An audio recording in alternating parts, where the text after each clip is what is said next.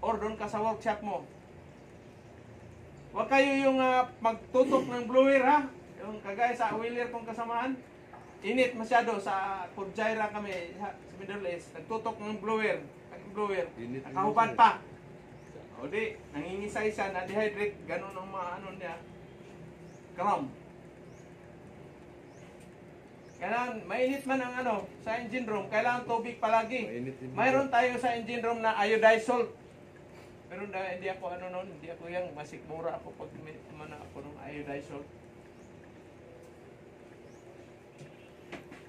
So yan ang mga ano sa barko na number 1, huwag kayong kakain naka-sleeveless. Kung pwede lang, okay lang naka-short pant, pero ayos naman yung short pant na hindi putas ang puwet. Yung may ano ba? Dollar. Kasi sumasahod kayo ng halimbawa pinakababa na lang, sumasahod kayo ng 80,000 a month. DTK a month. Pinakababa, no? Tapos sarili mo hindi ka makabili ng brick or ano man diyan. Ilan yun ang sarili nyo ng ano naman, ika nga, regalo. Reward. Di ba? Tapos, hindi ka sobrang tipid. Tapos, pagdating sa, bibigay, painom sa mga barkada, mga kaibigan. Wala. Baguhin ninyo ito. Shout out mga seaman, lahat ng mga seaman. Baguhin ninyo na yung mindset. Wag kayo na magpainom dyan sa mga nyo, kaibigan na yan. Kasi, sino, ngayon, kaibigan nyo, mayroon nagbibigay ng tulong sa inyo dito? Wala. Maliban lang kay Alex. Diba? So yung nagtulong sa iyo, bigyan mo ng ano yan. Pero yung ano pa yan, imarites ka pa yan, hindi yan magkasakay, maniwala ka dyan. Hindi yan magkasakay, lasing ko yan eh. Yan ang ano dyan, yan ang reality ba? Seaman, pag after 3 months, wala nang pera yan. Wala kang maniwala. Umutang ka, walang magpahiram sa iyo. Dahil sabihin, nagbibiro ka lang. So, ganyan talaga kayo. Pero yung magulang ninyo, mga kapatid nyo, tulungan ninyo. Anong klaseng tulong ibigay? Training naman siya ng welding. Peter naman uli. Kasi kung bigyan mo lang ng pira yan, wala yan. Bigyan mo na 5,000. Kinubukasan, wala na yan. Pagdating na naman, hingi naman. So bigyan nyo ng training. Bigyan nyo ng skills para makapaghanap siya ng trabaho. Diba? Example sa akin, ilan kami magkapatid? Lalaki. 5. 5. Ako mapanganay. So yung 4, pinaaral ko sila. 3 pala. 5 kaming lalaki. Well, isang babae. Itong isa kay sumunod sa akin, wala mang hindi man nakatapos ng high school. Well, sabi ko, mag-aral tayo, Brad. Wala mang imaman dyan sa nag-aral. Di ngayon, champion siya sa inom. Champion. Yung tatlo, yung isa dyan, aral siya ng Itzarim. Itzarim. Tapos 2, yung Peter. Sila na nagbigay sa akin ngayon ng Diba? Kuya, ito, okay na siguro yung pantalon mo na, diesel. Tama na yan. Squared. Diba? Siyempre, wala na akong pangbili ng ko. Ang mabili ko lang, ang brief lang. Minsan, wala na rin brief. Kasi, piso na eh. Yan ang dyan. Huwag mong bigyan ng, huwag mong bigyan ng isda, yung isang pamilya. Kasi ubusin lang yan ang isang kainan. Kasi hindi nila alam kung gaano kahirap hulihin yung isda na yan. So, anong dapat gagawin natin, Alex? Bigyan ng pamimit, sir. Bigyan mo siya ng taga at saka tansi, turuan mo mga will. Di ba? Kasi asa man, tayo ugali ng Pilipino, puro asa. Isa lang yung OFW. Pero ang daming nakalambitin dito, nanghihingi. So, paano aangat asenso si OFW? Hindi. Di ba? Nakita niyo yung nag-viral sa Facebook na dami siyang tinulungan na seaman. Nung siya ay nangangailangan ng tulong, wala na siyang nasa eskinita lang siya natutulog. O yung ano natin ngayon, yung government, puro bigay-bigay ng mga ayuda, ano pa yung mga klaseng ayuda. Tinuturuan mo yung tao magiging tamad. Turuan mo, bigyan mo ng trabaho yan, bigyan mo ng training para magtayo ng factory, mga ano dyan. Malalaking company para dyan sila mamasukan. Bigyan ng training, bigyan ng skills development. O di mayroon na sila, hindi na sila asa. Ngayon, pag kahit ubusin mo yung pira ng gobyerno, ipamigay yan, tanggapin yan. Tanggapin yan. Ha? Masakla pa, tagay ng Red Horse, isusugal pa ng tungit. Mga nanay, pang-riba. Wala. Bili pa ng tanduay. Atus kayo no? Yung purpose, yung mga purpose, kita mo yung doon sa mga barangay doon sa amin. Wako nagmas. Walang trabaho mga tao, puro asa ng purpose. Wako nagmas. Tapos isasangla yung ITM. Anak ng sukoy talaga. Diba? O shout out sa ating government, tanggalin yung purpose, mga tupad, mga ano yan. Bahala maraming magalit sa akin. Kasi yan namang realidad. Bigyan mo ng trabaho, bigyan mo ng training, bigyan mo ng ano yan, malalaking ano dyan, para makapagtrabaho ng maayos. Kasi ngayon lumubo yung walang trabaho sa atin. Bakit kaya? Dahil puro asa sa government. Tama. Puro asa sa government. Sa katapusan, meron na akong purpose. Tapos, darating naman yung mga tambalos-los na politiko, mamimigay naman ng pira dito yan. Totoo. Akala niyo yung binigay nila na tulong sa inyo na halimbawa, magkano yan? 5,000? O magkano ba yan? Magkano yan? Sa atin din galing yun. Saglit lang mawala yan, hindi yan panghabang buhay. Hindi iabot yung isang linggo yan, ubos na yan. So gawin, bigyan sila ng magtayo ng malalaking company, malalaking refinery o ano dyan, para doon sila magtrabaho. I-training sila para matuto sila sa skills development. O di, meron silang lifetime na nila na pangkabuhayan yan. Ito sa inyo, lifetime na ito yung pangkabuhayan. And then someday kayo naman ang magsishare sa knowledge nyo doon sa mga future next generation. Nga lang kami ni Sir Fred. Matanda na kami, laylay healthy na kami. Babalik pa ba kami pagturo after ilang years? 3 years simula ngayon na wala na. 1 year, 2 years, 3 years, hindi na kami magtuturo ni Sir Fred. Oh, Sir Mars, good morning. So, yan ang ano dyan. Pagod na kami, tiyaga lang kami kasi wala mga ibang magtuturo sa inyo. Maraming magagaling na welder, ika nga, no? Maraming gagaling na mga masinis, pipefitter, ano siya. Pero ang problema, wala silang kapasidad mag-turo. Bakit? Anong requirements? Kailangan pag nagturo kayo, mayroon kayong tinatawag na TIM, no? At saka NTPC. Sa TISDA yan. Trainer's Methodology, no? Kaya hindi basta-basta. Ngayon, mayroon kang ganito. Wala ka mang welding machine, paano ka magturo? Kapital. Wala ka mang kapital na ano niyan, invest. So kayo, nag-invest kayo ngayon dahil from zero knowledge, invest kayo ng skills, development, training ninyo, and then someday, makakapital na kayo kasi makapunta na kayo sa abroad. Kayo naman ang tayo ng sarili ninyong talir o sarili ninyong training center, or pag tumama pa kayo ng luto, pwede ninyong bilhin si Good Choice. Malay natin, small bilog ang bola.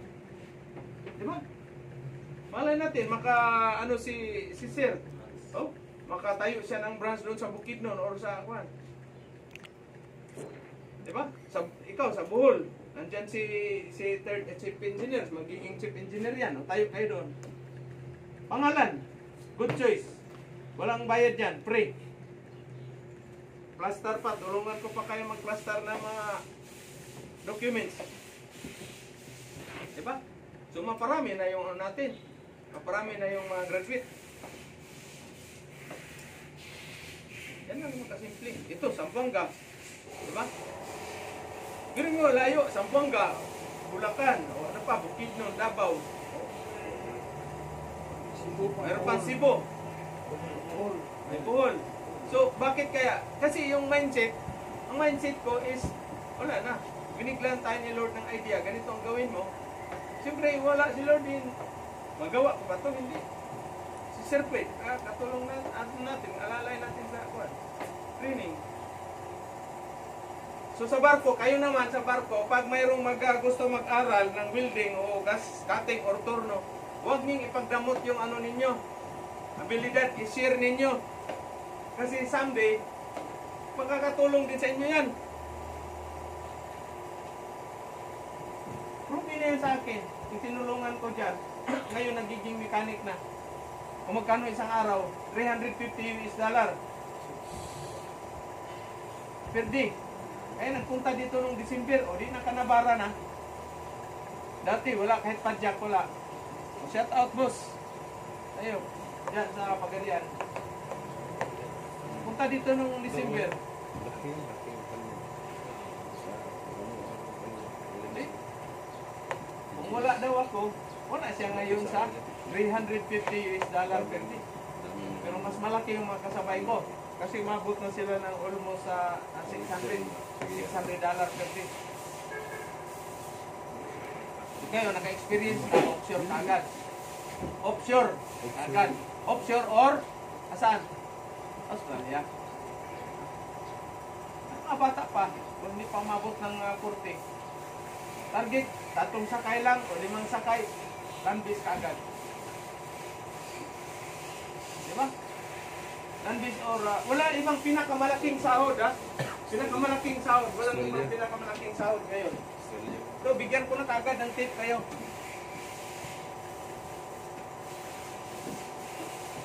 Ilang minutes na yan, ano?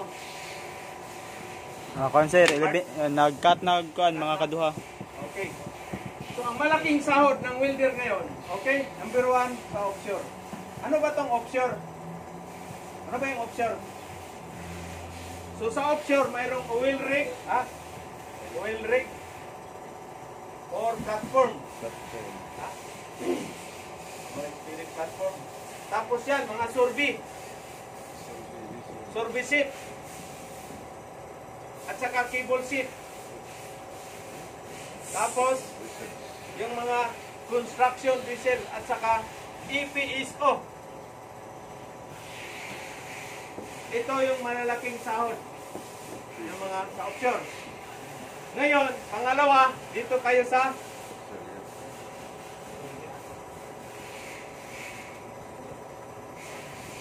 or mayroon pang kay sir, yung sa yacht. Ha? Yacht. Yan yung mga malalaking sahod.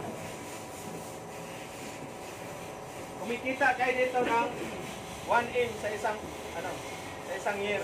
Pinakababa na yan. 1M. Pinakababa na yan. 1M. Sa running diesel, ganun din. Makasampa din kayo. 1M din yung isang kontrata ninyo. 1.5 million. Shout out boss, Jandel Aquino. Sana ano ka dyan, on board ba? On board na, bumalik na. Shout out pala sa mga product na Good Choice, no? Yun iba, bumalik na naman sila. Pero niyanino nila, hindi nagpakita, no? Takot sila hingian ng red horse. Sabi nila, pupunta rito, wala, hindi ko maniwala na. Wala, Kaya, yung sabihin ninyo na pag makasampak kayo, papasyal kayo dito, nasampak mo na kayo, saka na kayo magsabi ng, pag dito na kayo. Diba? Huwag kayong matakot na hingian kayo ng red horse or ano man dyan. Kasi, wala naman. Sa amin lang, matuwa kami, dito kayo, makatapos ang kontrata, ayos na yan. Pero kahit hindi kayo makapunta dito, mag-message kayo, o sir, dito na ako, uwi na ako. Ayos, di ba? Ano naman? Bakit? Humingi ba ko ng pira sa inyo? Humingi ba kami ng serpit? Ang dami-daming pira namin. Problema na ngayon kung paano hulihin. Di ba? Yan lang naman yung ano diyan. Ano pa ba ang kwan? Importante natin. Number 1 talaga safety. Na trabaho. Safety. Wag kayong magtrabaho na unsafe. Kahit gaano pa kaliit. Example, maliit lang masyado. Nag-grind ka, wala kang goggles dahil tinatamad ka magkuha ng goggles o saan man yung goggles mo.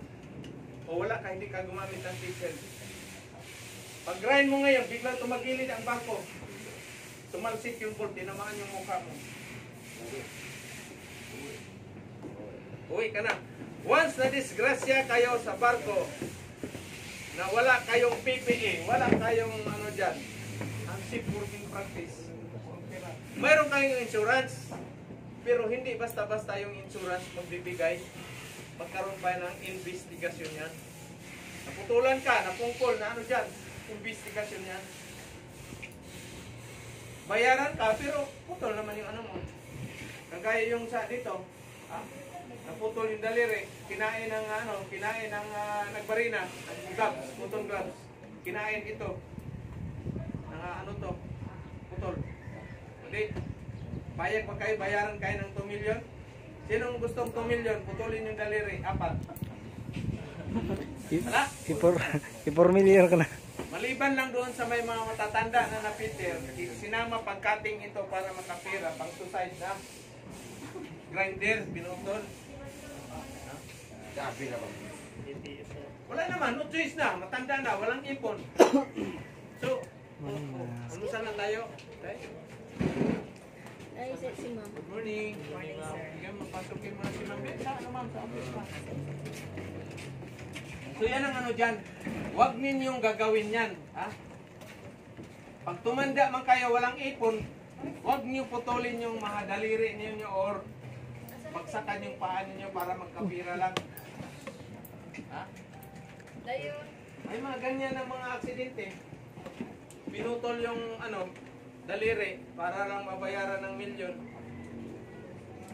Hindi naman makasampa, matanda na, suicide na lang. Walang ipon, puro sugal, puro bisyo. Accident, basta nagnaka sa tamang babayaran ka niyan. Babayaran ka niyan.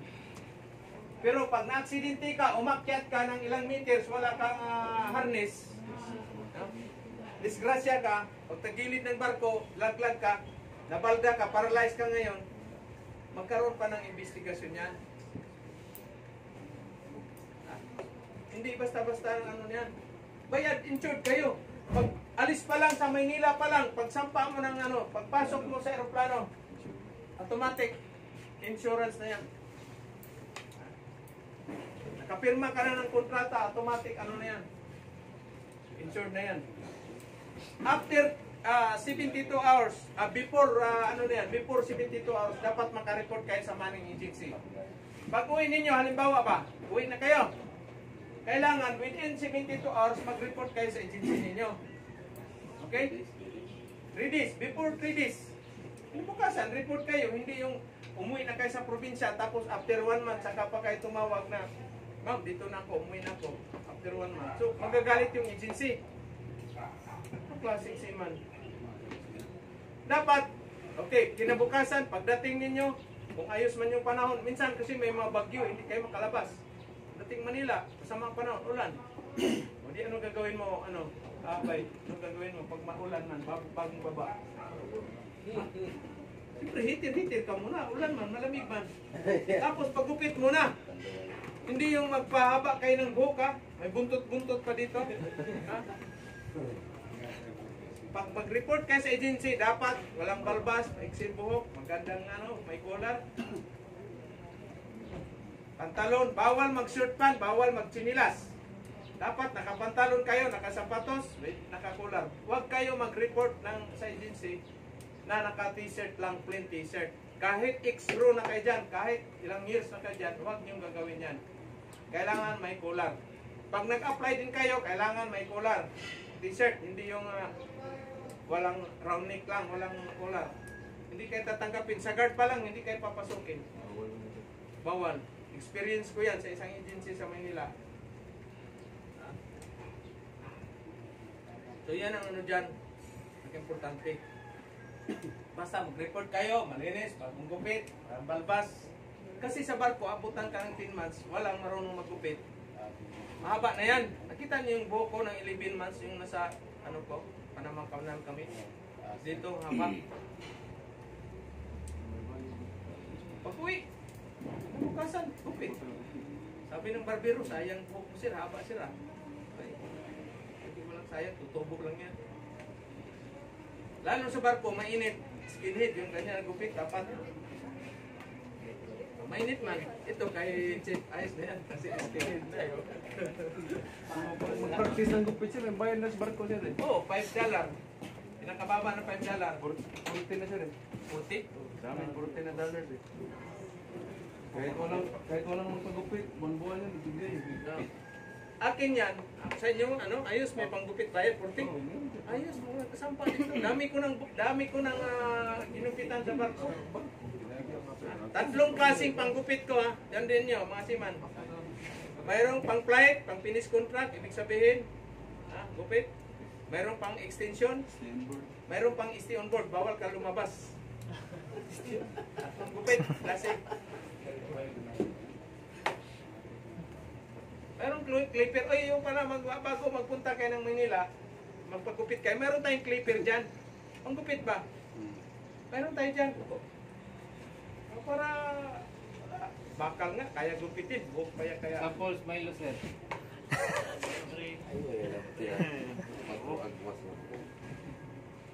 Hindi pwede na ano, kasi mainit sa barko. Engine room. Talagang mainit. Maganda ang gupit. Skinhead talaga. Kasi ano yan? Una, makatipid ka sa shampoo. Kasi ang shampoo, kayo ang magbayad yan. Magdala kayo ng shampoo. Pero ibagahin ninyo yan.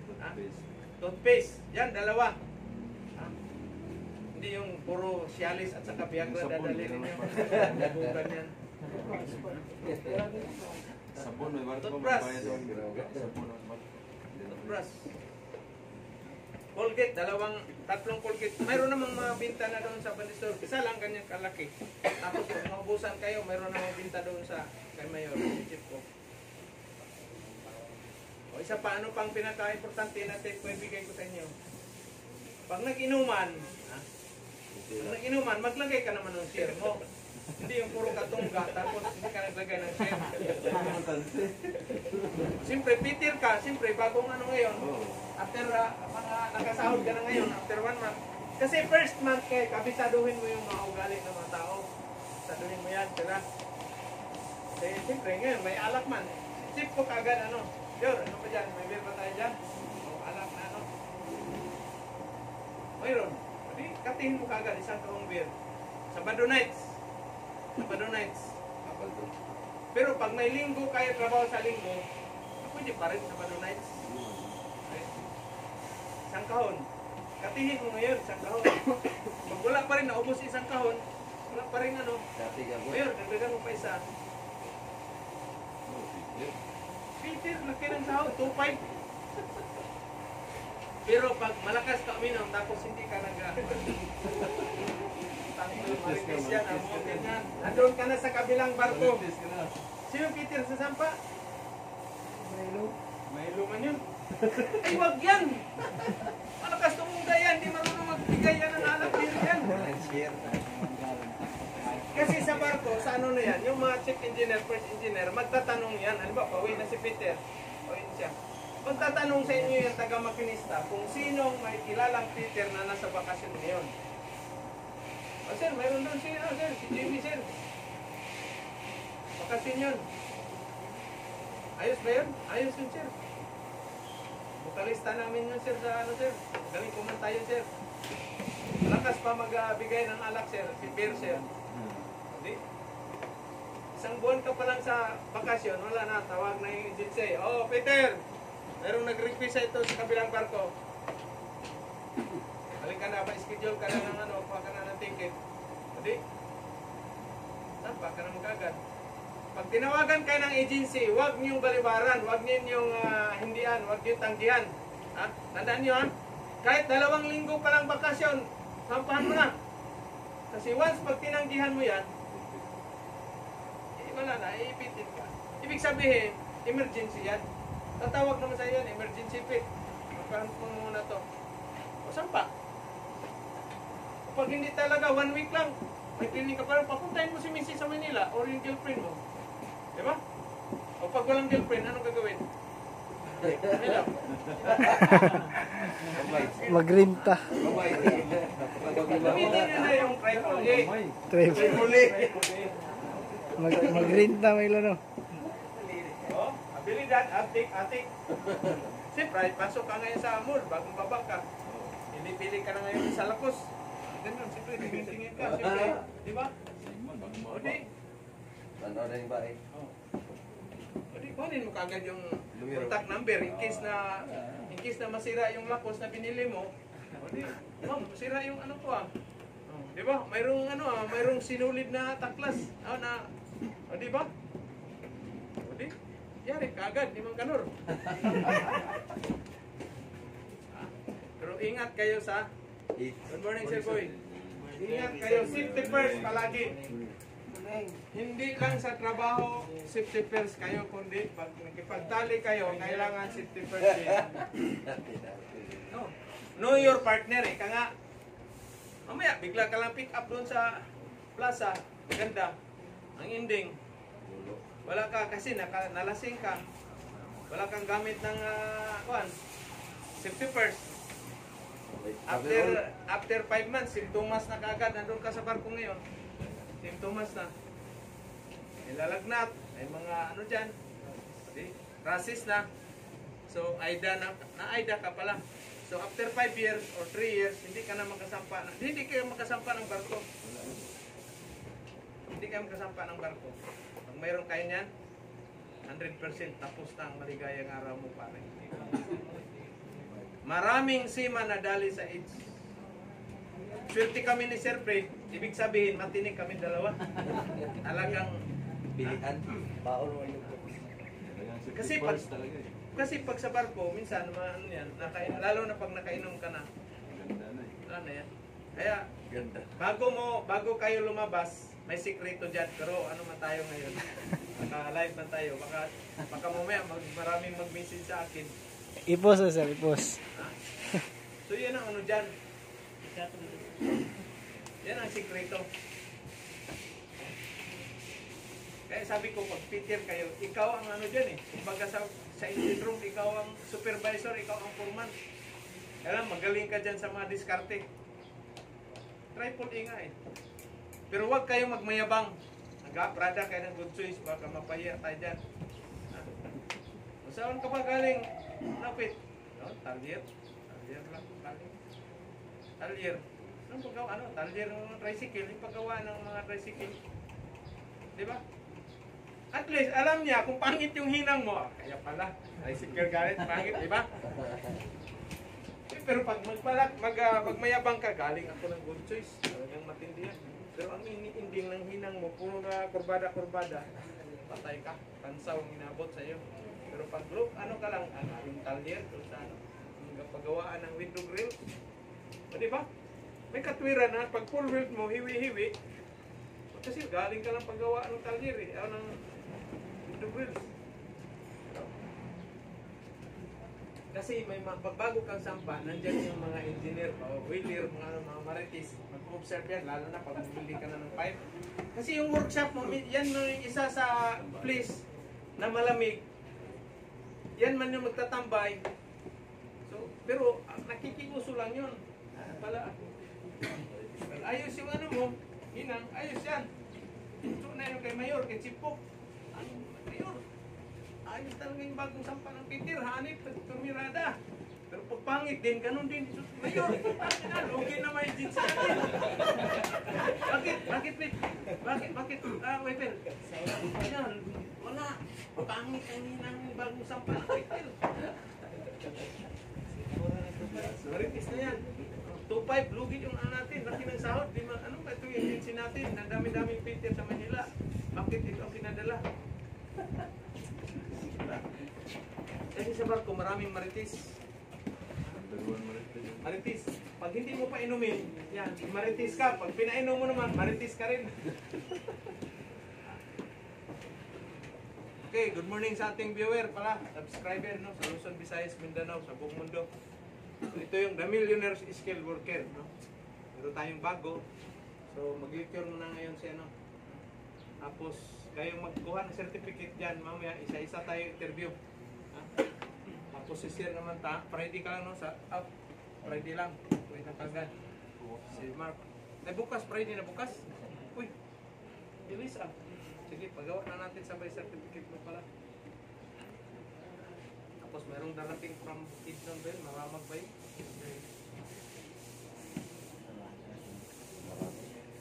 So meron pa willing ride, Sir Fred? Bili tayo ng ano. Anong balita? Ayos man? Parang sundalo ang bukid nito. Eh. Bili tayo mamaya. Paano tayo? Bili kasi mag-gaswil.